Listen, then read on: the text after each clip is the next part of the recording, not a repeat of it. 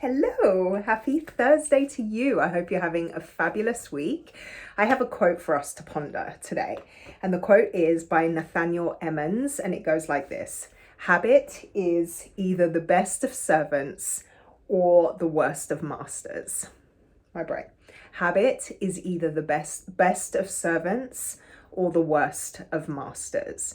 And you can probably recognize in yourself the truth of that statement, right? Our habits either make or break us. That's not new news. You know this.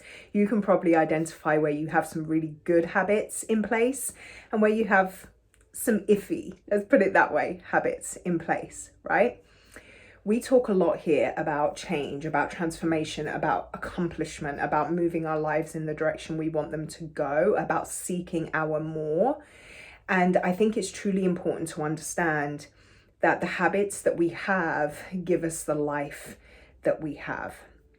So where you see yourself as having really great habits in certain areas, but then identifying where your habits could be better in other areas, the work to be done is to not get rid of your bad habits, because you can't get rid of a habit, you can only replace it. So instead of this an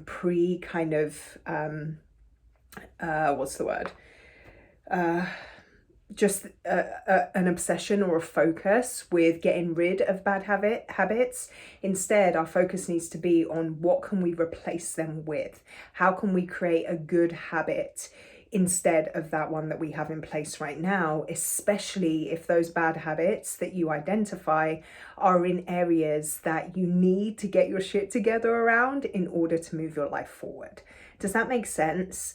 So maybe a helpful exercise for you to do is to write down all the areas in your life that you are actively seeking change in, whether that's your career. So you should have all of these written down: your career, your personal health and well-being, your relationships, your financial area, your education, or professional development. So have all those different kind of areas that you want things to be different in, and write down some bad habits you can identify for each of those areas, right? And then next to it, write down the good habit that needs to be in place in order to make the change you want to see in that area. So for example, if in your personal growth or personal health column you wrote down, I need to stop drinking 2 glasses of wine every night when I get home from work because I really need to work on my business or get my health better or drop those 10 pounds that I've been struggling with for ages. So you'd write that bad habit, and then in the next column next to it, you would write, come home from work and read 10 pages of personal development book, or come home from work and immediately spend 20 minutes doing something for my growth, or come home from work and immediately sit down and eat a really healthful meal. So you're replacing the habit that you currently have with a good habit. Does that make sense? So do that exercise, because I think it would be really valuable for you to not only work on changing those habits, but also identify, shine a bright light on those areas where the habits are not so great, where you could be doing way better. Because again, your habits create your reality. And so in the areas that we want to see change, we have to change, okay?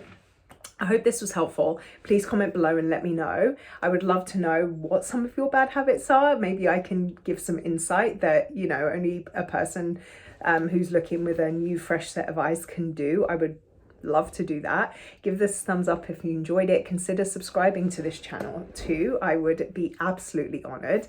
Below in the notes, you'll see all the different places you can find me on social media: Instagram, Facebook, my website. I would love for us to connect there as well.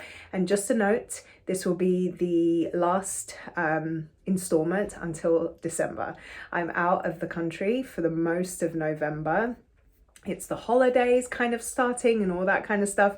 So we're going to take a break for the month of November, and then I'll be back in December to truly get our 2022, can you even believe it, in our like forefront of our mind, and start making plans and not just setting goals and all that kind of stuff, but truly making plans to have next year be the best year that we've ever experienced. Okay, so have a wonderful November. For those of you guys here in the US, enjoy your Thanksgiving celebration, and I'll see you in the 12th month of the year. We're there already. Take care, guys.